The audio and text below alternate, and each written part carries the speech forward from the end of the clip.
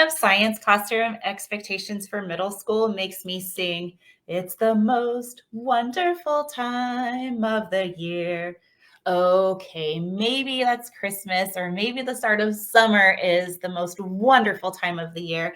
But really, starting a new school year is so refreshing. It's like a fresh start. And I like to just think of these expectations that I need to teach my students, and all the procedures.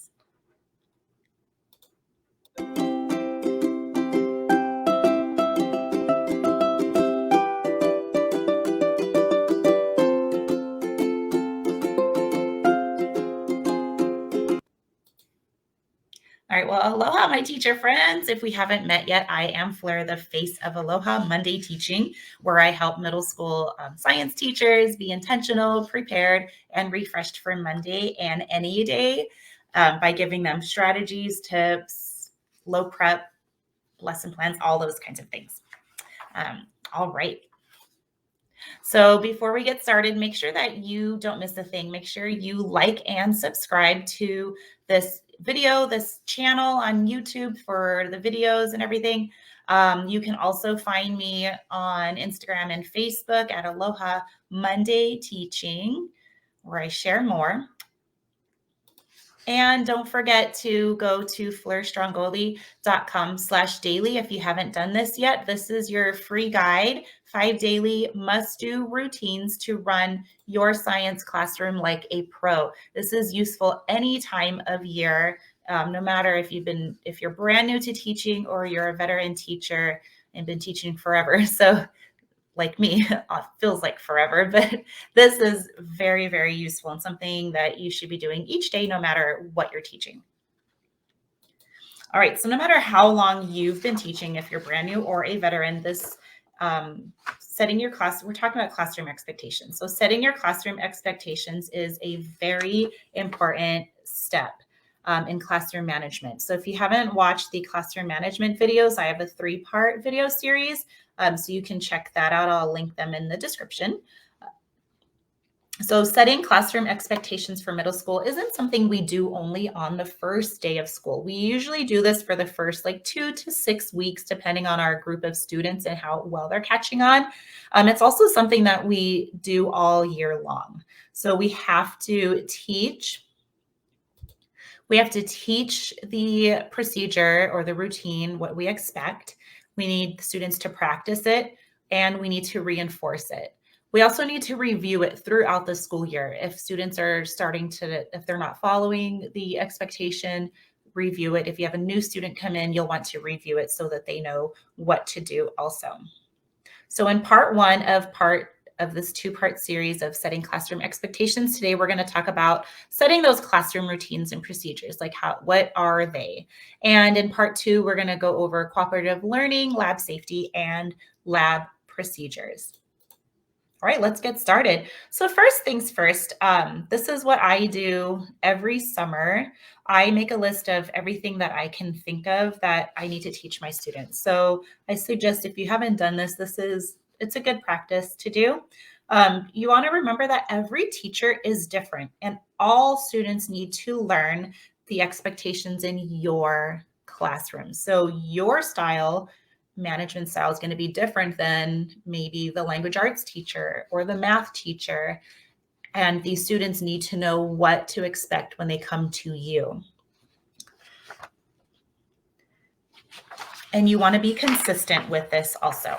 Another thing that you should do when you're listing all your procedures and routines that you want to teach students, you want to check with your grade level team or even your school for procedures, like school-wide procedures, such as using the restroom, eating in class, transitioning between classes. So you'll want to make sure that you're consistent with your grade level and your school. So when thinking of general classroom routines, just imagine students entering the classroom, jot down everything that they need to do at the beginning of class. So what we're going to do next is walk through a typical day in your science classroom and go over some of the routines you might want to have in place. Now, these aren't going to be everything because there's going to be a lot, and you can come up with them on the spot too, because there's some you might not even think about.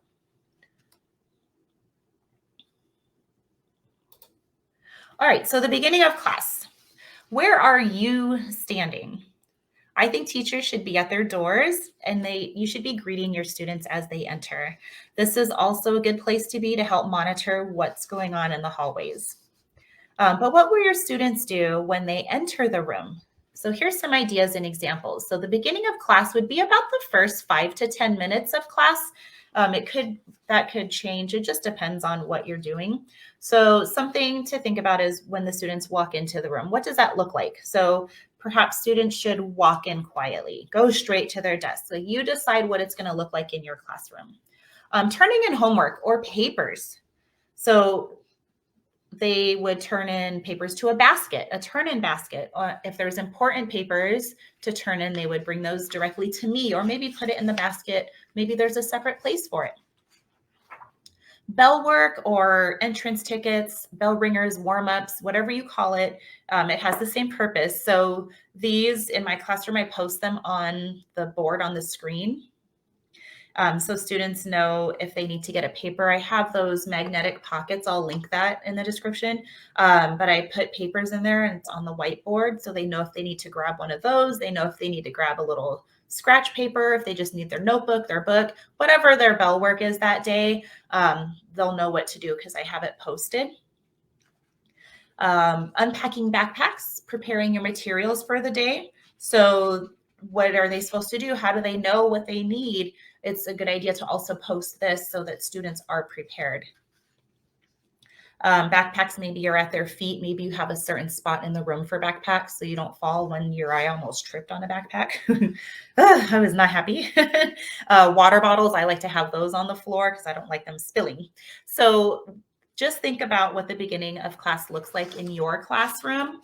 Decide on the routines that you would like to have in place, and then think about what it looks like, and then be prepared to teach, practice, and reinforce this. And remember, if students aren't doing the procedure correctly, you must reteach. That'll help your classroom run so much smoother. I've had to do that towards the end of the school year, when kids' fourth quarter is rough and you have to still reinforce, review. They need to know those procedures and follow them. All right, so now we're past the beginning of class, and now we're going to be in the middle of class, which is the bulk of your time. This is your whole class period. So now you've gone over the bell work or the warm up. You've gone over that together, or whatever your routine is for that. So what routine should be in place while class is moving along? So let's think of things students need to do during class. Here are some ideas. Excuse me. Okay. So sharpening pencils. So maybe they need to raise their hand to ask to sharpen pencils. If it's their work time, then they can just get up and sharpen their own pencil. Maybe you have a cup of pencils that are already sharpened. They can just grab one. Sometimes you can have pencil sharpeners at their desks, at their tables, or something that they have access to, so they can just sharpen it at their seat. So there are so many ways you can choose how to do this procedure in your classroom. Asking questions, raise their hand instead of shouting out, put a sticky note on their desk. They can jot down their questions so they don't forget, or something like that. Taking notes and working on assignments. So materials should be ready and students should be participating. If you have students with accommodations, it's a great idea to have those closed notes available. So being prepared for that so they can fill in the information as you're going over their notes. When working, maybe you have students working at their desks or at their lab tables. For me, I don't mind if they're at the lab tables as long as they're doing what they're supposed to be doing. But some groups, or if you don't know yet, you will know. Each class is so different, so your routines might differ even between classes. Another procedure might be getting materials from another part of the room, like paper or extra worksheets. So maybe you have a way to pass out papers, or they raise their hand to get a paper. If it's independent work time, they can just go get their own paper, something like that. And for passing out papers, you can have 1 or 2 students pass out papers. You can call on certain kids in each group to grab the papers for their group members. Those are just a couple of ideas. Other routines that you'll want to have in place are transitions between your activities, using the restroom, getting a drink of water. In my class, I don't have a water fountain. So they have to go to the hallway unless if they have their own water bottle. Moving around the room, talking, volume levels, what to do when they're done with an assignment, what to do when someone is late for class, or if like somebody enters the room, like another teacher or a student or the principal, like what to do during those things. Those are just a few things to think about, but there's a lot more. Okay, this list is big. This is the biggest part of your class. So now we're past the middle of class and now we're reaching the end of class. So the end of class, I like to end about 5 minutes early. If it's a day when we're doing something that requires more cleanup and stuff, I will usually end up to 10 minutes early to make sure we get everything done. So what are some procedures to have in place at the end of class? Packing up, students need to pack up their materials, bring home their unfinished work, store their projects, things like that. So they need to pack up, get all their water bottles, pick up their pencils, all those things. Turning in work. So they would turn in their work to the basket or whatever your procedure is. That's my procedure. Agendas or their planners. Students should write down from the agenda, like what is their homework so that they don't lose track of it, because that is something big in middle school, right?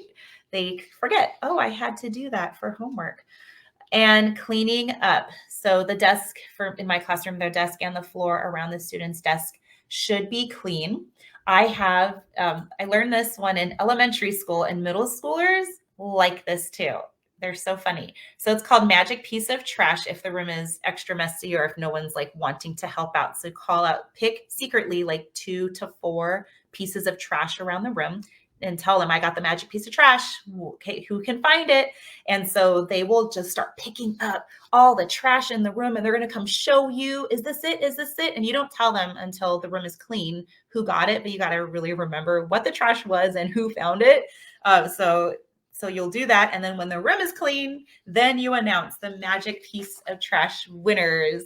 And you can give them prizes. Like if you have a school reward, we have tickets, or you can give them like a little, piece of candy if you're allowed to, or whatever you decide, a sticker, and then they get a little reward and your room is clean. So it's a win-win. And finally, leaving the classroom. So dismissal time. So something to remember, usually like the kids like to leave when the bell rings. They think, ooh, bell rang, I'm out.